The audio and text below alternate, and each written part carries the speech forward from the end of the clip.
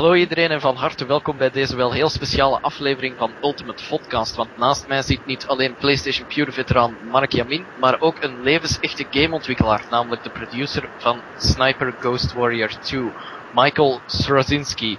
Now, Michael, did I say that right? You're nearly on the spot. Michael Sroczynski, yeah, that's quite good. Sroczynski, oké. Ja, en je hoort het al, vandaag zal bijna alles in het Engels gebeuren, maar genoeg getreuzeld. Dit is Ultimate Vodcast.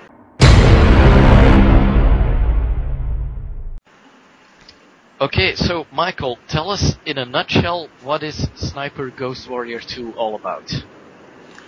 Sniper Ghost Warrior 2, the sequel to the first Ghost Warrior, is, in my opinion, the best sniping experience, modern sniping experience out there. It's a game where we concentrated purely on the sniping experience and built a world to make that happen simply. Okay, and so how did you came to the idea for the first and the second game to make a game that's all about sniping instead of just all about war? Well, we've been at City Interactive at the time. We've been creating loads of budget first-person shooter titles for the PC. And we had quite some experience in terms of what's cool to the players and what parts of games people enjoy the most. And one time, at some point, we did create a sniping game, a budget sniping game called Sniper Art of Victory. I guess that was some time ago. It was really small, so it was Art of Victory. And people really liked it. It was, like I said, it was a budget title. We didn't have any high hopes on that. It wasn't a top seller or anything, but still done very good for us. And we were like, hey, this sniping subject, let's take a longer minute to look into it. So after Modern Warfare coming out and introducing the sniper mission in that. And after that, each first-person shooter having a sniping mission, looking at playing multiplayer games like Battlefield or whatever, all these people going for the sniper path. We said this is a very interesting subject to really look into, and we started designing a full-blown sniping game. Okay, and so what makes Sniper Ghost Warrior 2 different from, let's say, sniping in Call of Duty? Well, sniping in Call of Duty, let's say, for example, the first Modern Warfare, that was just one mission, and in my opinion, a brilliant mission. In fact, if I talk to any of my friends, talk about that game, most of the people, the part they remember, it's the sniping mission. They said, "Wow, that was probably the best part, the Pripyat part." So I think the difference. Well, it's sniping. We have a bit more. We stress a bit more on the ballistics and more work to be done in terms of the ballistic factors the player has to take into account when lining up the shot. I would say we just took it a level more towards pure sniping. So are there special mechanics we need to master? For example, wind direction and speed or bullet drop? Yeah, when lining up the shot in Sniper Ghost Warrior 2, the player has to take in consideration several factors, in fact, to place the perfect shot.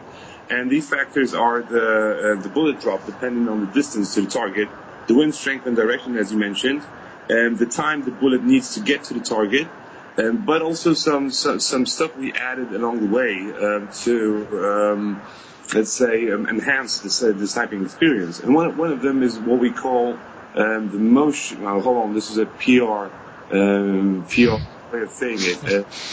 Motion sense trigger system. But I'll tell you just what it is. Basically, when we showed the game to a real sniper back here in Warsaw, in Poland, we just wanted to get some feedback from somebody who actually shoots the sniper rifles and does most of this stuff in real life.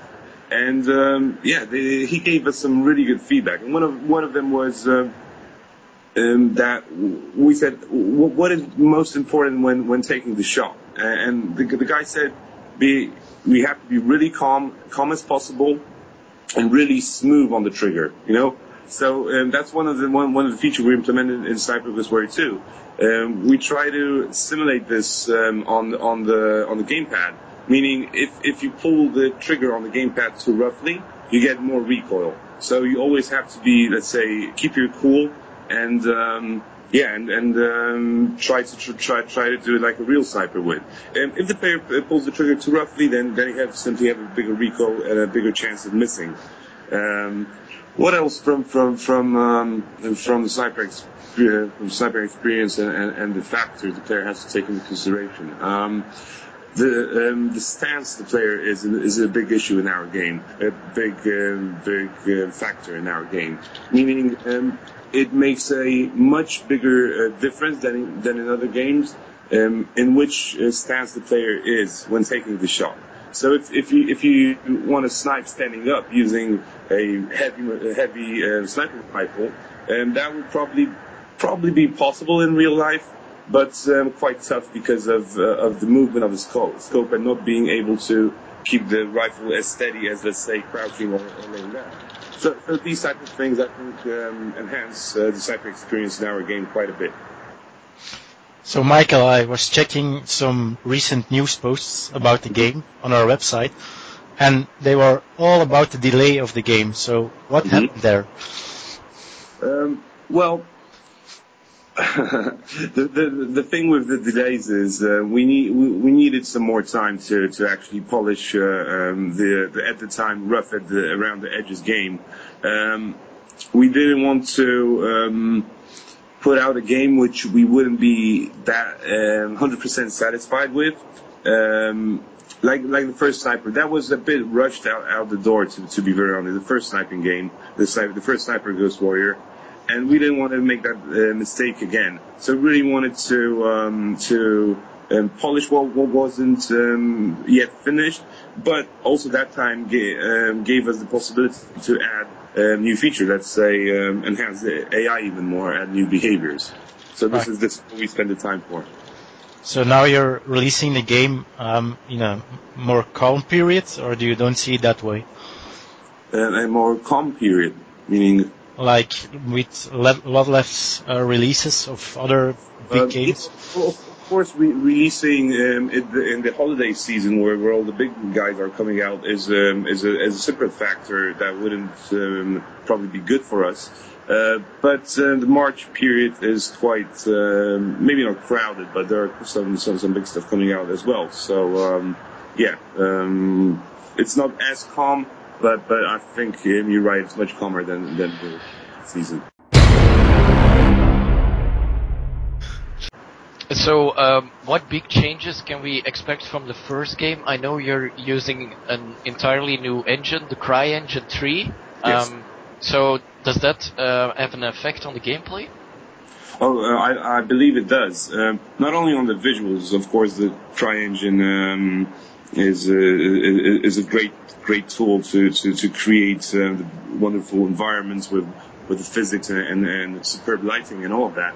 But we were also able to rebuild from scratch the AI system on CryEngine, and the engine allowed us to give new, like I said, behaviors and let's say new tactics for the enemy AI to fight a sniper.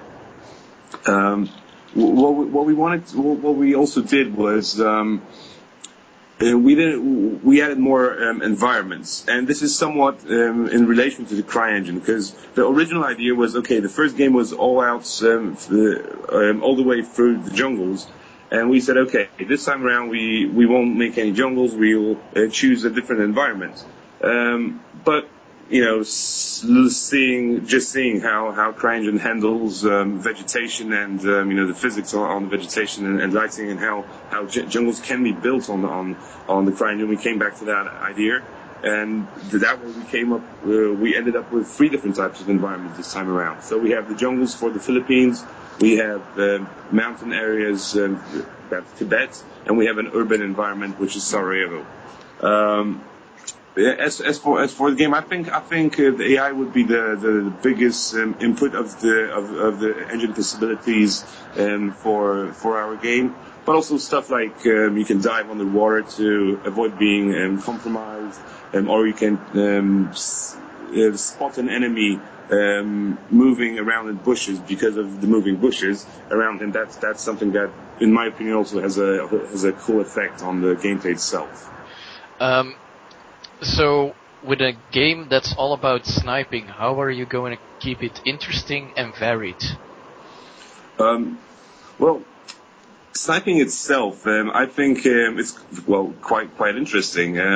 Actually, the story with that was that for the first game, that was the exact same thought we had. Like, hey, who will want to sit in these bushes for all these hours and just take it nice and slow? So. For the first game, we added these assault missions, as maybe you remember. I don't think they weren't there on the PlayStation release, but on the earlier releases of PC and Xbox 360, we had assault missions where we simply gave the player an assault rifle, and he went through the mission run and gun style. That wasn't let's say, people didn't like that, basically. So that's out for the second game. And we just wanted to concentrate on building tension and making the player feel, let's say, like a hunter throughout the game, if you know what I mean. So I think that tension and that feeling of being in charge and using distance to your advantage and making it your call when to engage. That makes sense. The single player of a sniping game is pretty much obviously pretty much different than in multiplayer. So it's not all about camping. There's moments where the player has to find the perfect sniping spot, has to avoid being compromised, working on his tactics before he engages on, let's say, a camp of enemies. So I think we dealt with keeping it interesting throughout the game quite well. And so what multiplayer modes are we going to see? On release, we have a team deathmatch, 2 maps, 12 players per map. But what we're stressing is that the multiplayer is not our main focus here. This is a single player oriented game, and we added a multiplayer. We wanted to add a multiplayer mode on top of that to just for people who really feel the sniping. But it's not a big mode, and like I said, upon release, 1 mode, 2 maps. And 12 players per map. Okay, and so are you, in the campaign, are you going to focus on the more technical aspect of sniping, or are we going to get a riveting story to accompany it? There is the story of, we're not going into that much detail, so I can't tell you all about the story at this point, of course. But there is a story, and in my opinion, it's a quite solid story. More concentrated on the character himself, and for example, we have the flashback missions into Sarajevo, because the entire game takes place in modern times. The Sarajevo act of the game takes place in 1993, where Sarajevo was under siege.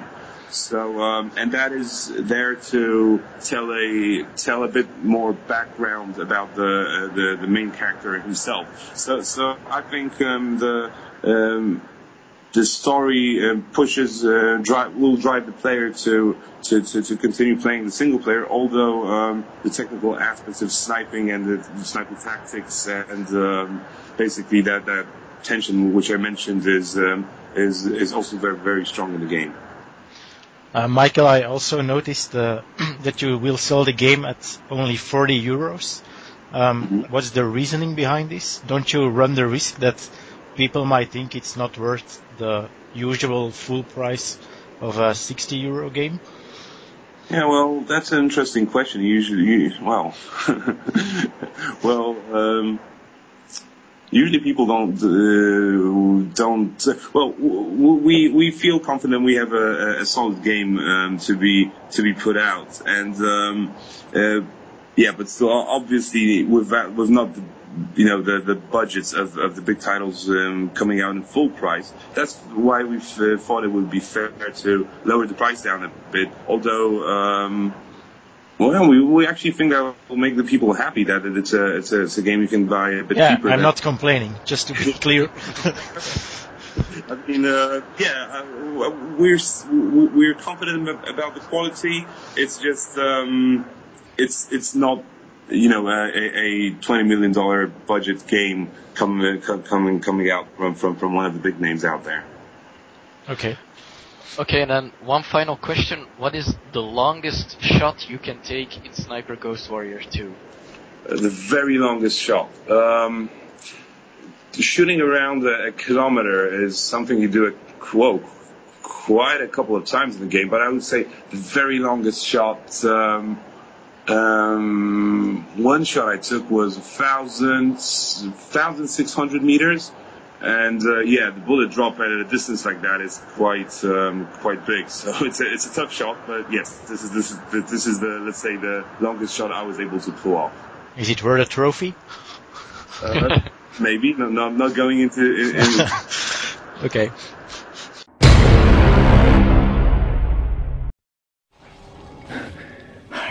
I know you're confused right now. I can explain everything, but you gotta trust me, okay? Listen, you're in terrible danger.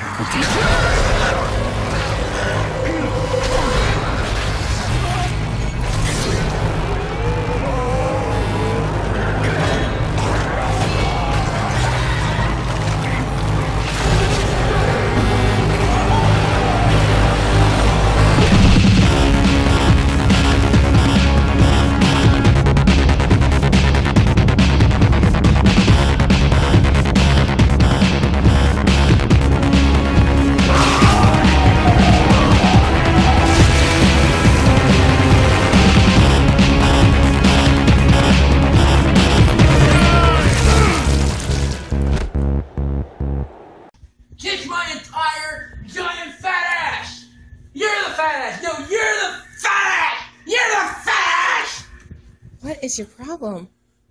How do you keep calling me fat online? How do they know you're fat? I don't know how they know I'm fat!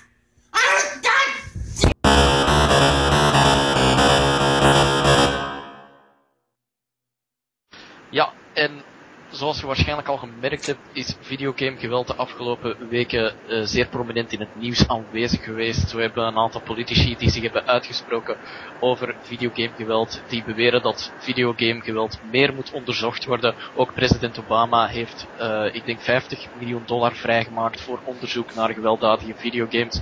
En dat gaan we nu even bespreken met Michael om te zien hoe dat ontwikkelaars daarmee omgaan en of dat hun games daaronder lijden. So, Michael, have you been following the recent news about video game violence, or isn't it very much an issue back in Poland? Well, it's not that much of an issue just around here, although we're releasing games all over the world. To be very honest, I've been on these press tours for some time, so I wasn't that much on top of all of it. But like we talked just a minute ago, I'm seeing I'm getting to feel that that is big since getting all the questions about the violence in games. But no, in Poland it's not that big of an issue at this point. So does it influence your development progress? Are there certain things where you ask yourselves, is this too violent? Yes, we do. In fact, at some point during the development process of Sniper Ghost Warrior 2, we had a feature that, basically, when the player shot at a certain hit point on the model of the enemy, he was able to shoot off a limb, so shoot off an arm or a leg, and we actually went for it. We created an entire system, and we started testing that. And at some point we had a thought saying, okay, this is, let's say, kind of cool, but on the other hand, we don't want violence to be selling our game. We don't want to people say, hey, Sniper Ghost Warrior 2 is that game where you can shoot off the hands, the arms and legs of the enemies. We wanted to make the sniping experience the most talked about thing in our game. So we simply decided to take that away.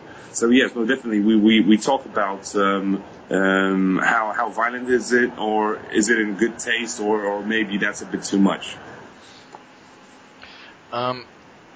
Now, you yourself, you probably grew up playing video games. Do you feel it ever had an impact on you? I don't believe so. I mean, I'm one of these guys who do, in my opinion, quite a good job separating, games, movies, or whatever with reality. That basically, I think that's that's the way to do it, actually.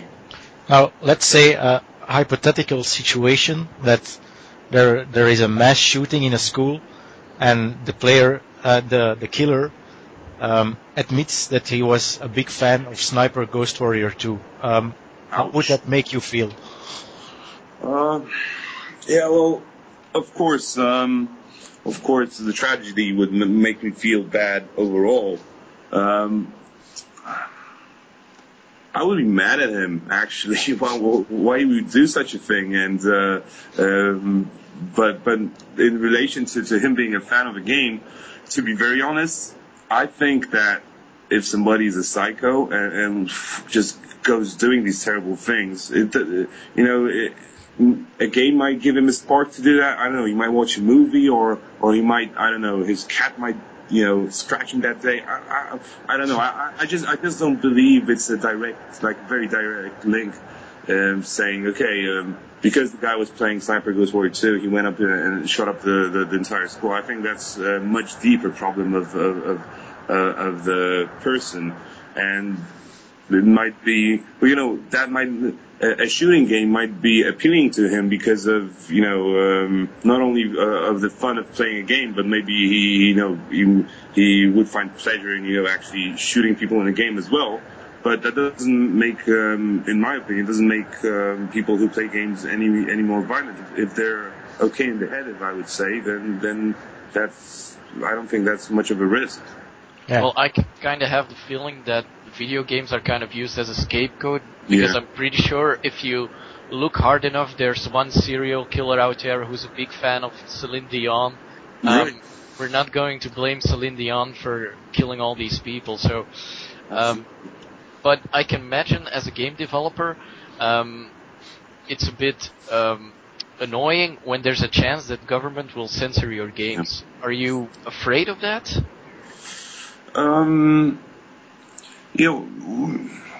Well,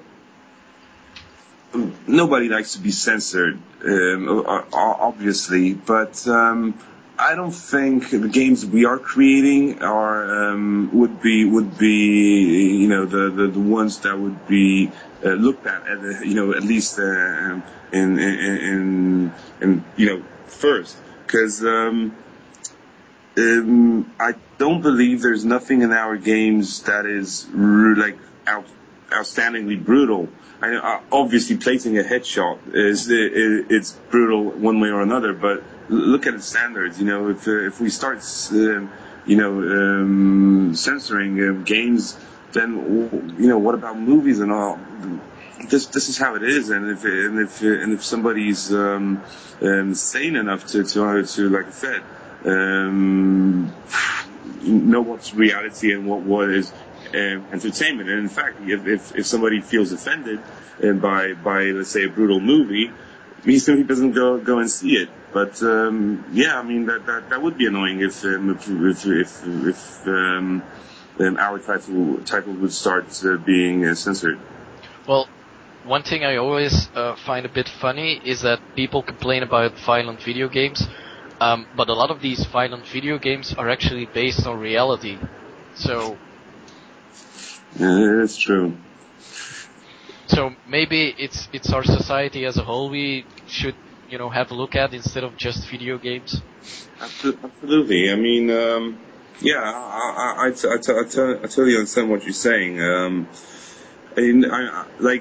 World War II video games. I mean, probably nobody in the world want to go back and go